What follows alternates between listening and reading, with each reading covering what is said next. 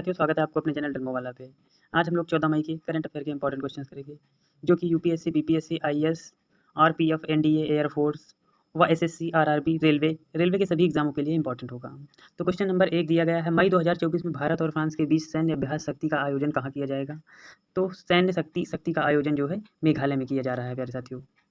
तो यह अभ्यास जो है मेघालय के उमरई में 13 मई से 26 मई तक होगा। यह जो है 7वां संस्करण है। भारतीय सेना और फ्रांसीसी सेना के बीच सैन्य अभ्यास का द्विवर्षीय अभ्यास है, जो कि 2011 से शुरू हुआ है। भारत फ्रांस के बीच होने वाले सैन्य अभ्यास जो अभी तक हुए हैं, शक्ति, वरुण, गरुड़ और फ्रिंजेक्स, ये अभ्यास जो है भारत और फ्रांस के बीच हुए हैं। बात करें मेघालय की, तो मेघालय के सीएम हैं कॉनराड संगमा और मेघालय के गवर्नर हैं फागू चौहान। दूसरा क्वेश्चन है, यूनाइटेड वर्ल्ड रेसलिंग ने किस भारतीय पहलवान को 31 दिसंबर 2024 तक निलंबित कर दिया गया है? तो ये बजरंग पूनिया को 31 दिसंबर तक निलंबित कर दिया गया है। बात करते हैं बजरंग पूनिया की, तो बजरंग पूनिया को यूडब्ल्यूडब्ल्यू ने दिसंबर 31 तक निलंबित कर दिया है। बजरंग पूनिया द्वारा एंटी डोप टेस्ट यानी नाडा ने जो टेस्ट करती है एंटी डोप टेस्ट के लिए अपना नमूना देने से इनकार करने के बाद नाडा ने 23 अप्रैल 2024 को बजरंग पूनिया को अस्थायी रूप से निलंबित कर दिया है। यूडब्ल्यूडब्ल्यू का अर्थ होता है यूनाइटेड वर्ल्ड रेसलिंग, और बजरंग पूनिया ने विश्व में नंबर 1 स्थान पाने वाले 4 विश्व चैंपियनशिप पदक जीतने वाले पहले भारतीय पहलवान हैं। इन्होंने यानी बजरंग पूनिया में टोक्यो ओलंपिक 2020 में कांस्य पदक जीता था। अगला क्वेश्चन दिया गया है कि हाल ही में केकी मिस्त्री को किस बैंक का नया चेयरमैन नियुक्त किया गया है?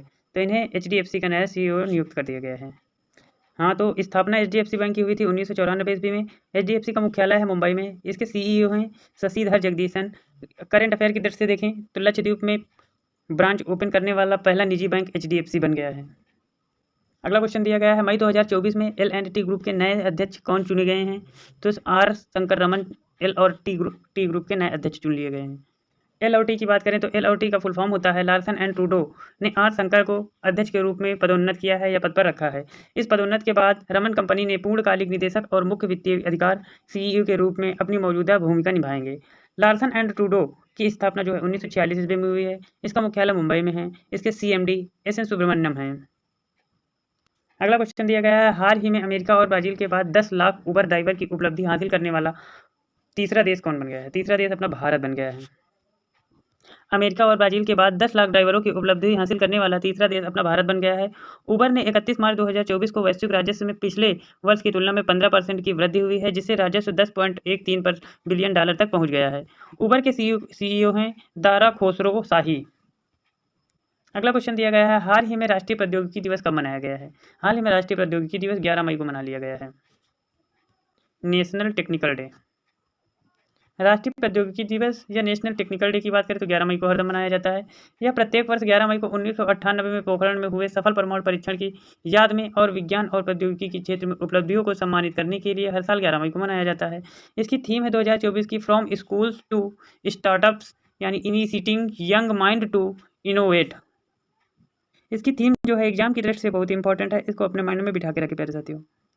अगला क्वेश्चन दिया गया है, विश्व का तीसरा सबसे बड़ा सौर ऊर्जा उत्पादक बनने में भारत किस देश से आगे निकल गया है? यानी विश्व का तीसरा सबसे बड़ा जो है भारत देश बन गया हो ऊर्जा उत्पादन के लिए, सौर ऊर्जा उत्पादन के लिए, तो किस देश को पिछाड़ा है? क्वेश्चन यह बात कह रहा है। तो भारत जो है जापान को पिछाड़ के तीसरे नंबर पर आ गया है सौर ऊर्जा के मामले में। जापान को पीछे छोड़ते हुए भारत बना है विश्व का तीसरा सबसे अधिक सौर ऊर्जा उत्पादक वाला देश। सौर ऊर्जा क्षमता में तेजी वृद्धि के कारण भारत 2023 तीसरे सबसे बड़ा और सौर ऊर्जा उत्पादक देश बनकर आगे उभरा है। यूनाइटेड किंगडम स्थित वैश्विक थिंक टैंक एम्बर द्वारा प्रकाशित 5वीं ग्लोबल इलेक्ट्रिसिटी रिव्यू रिपोर्ट में कहा है कि भारत जो 2015 में विश्व में 9वें स्थान पर था, 2023 में जापान को पीछे छोड़कर वह जो है तीसरे स्थान पर आ गया है। अगला क्वेश्चन दिया गया है, किस राज्य में वेस्ट नाइल बुखार के 5 मामलों की पुष्टि की गई है? यह जो है केरल में की गई है वेस्ट नाइल बुखार की जांच। केरल की बात करें तो केरल सरकार के स्वास्थ्य विभाग ने राज्य के 3 जिलों में वेस्ट नाइल बुखार के 5 मामलों की पुष्टि की है। केरल स्वास्थ्य विभाग के मुताबिक कोझिकोड, मलप्पुरम और त्रिशूर जिलों में से वेस्ट नाइल बुखार के मामले सामने आए हैं। हाँ, तो केरल है। केरल के वेस्ट नाइल बुखार का पहला मामला जो है 2011 में पाया गया था। वेस्ट नाइल वायरस के कारण पहली मौत 2022 में दर्ज की गई है, जब त्रिशूर जिले के साथ एक साथ 47 व्यक्ति को वेस्ट नाइल से संक्रमण से मृत्यु हुई, तो इसको जो है गौर में रखा गया। वेस्ट नाइल वायरस बुखार क्या है?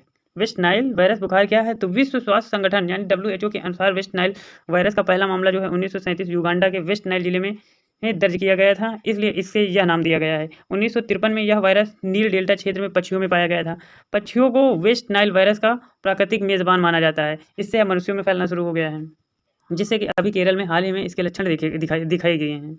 अगला क्वेश्चन दिया गया है कि हाल ही में वायुसेना ने कहाँ पर ऑपरेशन बॉम्बी बकेट चलाया है। हाल ही में जो है उत्तराखंड में ये ऑपरेशन चालू हुआ है, ऑपरेशन बॉम्बी बकेट, जो अपनी भारतीय वायुसेना ने हाल ही में नैनीताल के पास जंगल में आग से निपटने के लिए बॉम्बी बाल्टी से लैस MI-17 की 5वीं हेलीकॉप्टर का उपयोग किया है, जो कि चुनौतीपूर्ण इलाकों में हवाई अग्निशमन अभियंत्रों की बहुमुखी प्रतिभा और प्रभावशाली का प्रदर्शन करता है। 1983 में शुरू हुई और कनाडाई डॉन आर्मी का आविष्कार की गई बॉम्बी बाल्टी ने हेलीकॉप्टरों के विमान से नीचे बड़ी मात्रा में पानी ले जाने और सक्षम बनकर हवाई अग्निशमन में क्रांति ला दी है, जिससे कि हवा से जंगल की आग बुझाने का एक तेज और कुशल साधन उपलब्ध हो सके।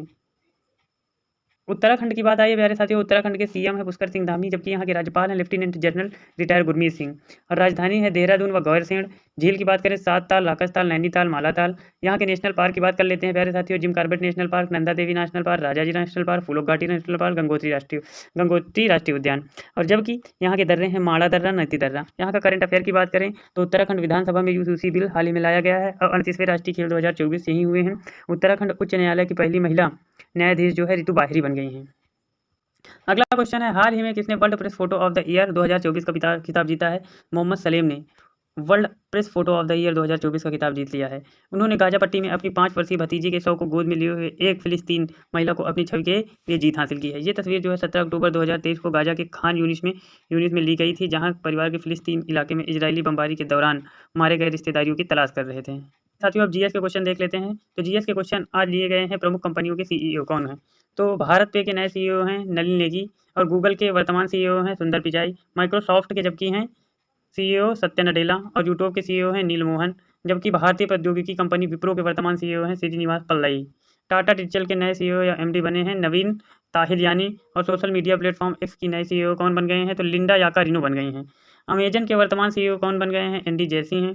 और जबकि एप्पल के वर्तमान सीईओ हैं टिम कुक माने पकाना, एप्पल को पका के सब्जी बना के खाना। थैंक यू फॉर वॉचिंग मेरे दोस्तों। यदि आपको मेरा चैनल अच्छा लगता है तो चैनल को प्लीज़ सब्सक्राइब कर लीजिएगा।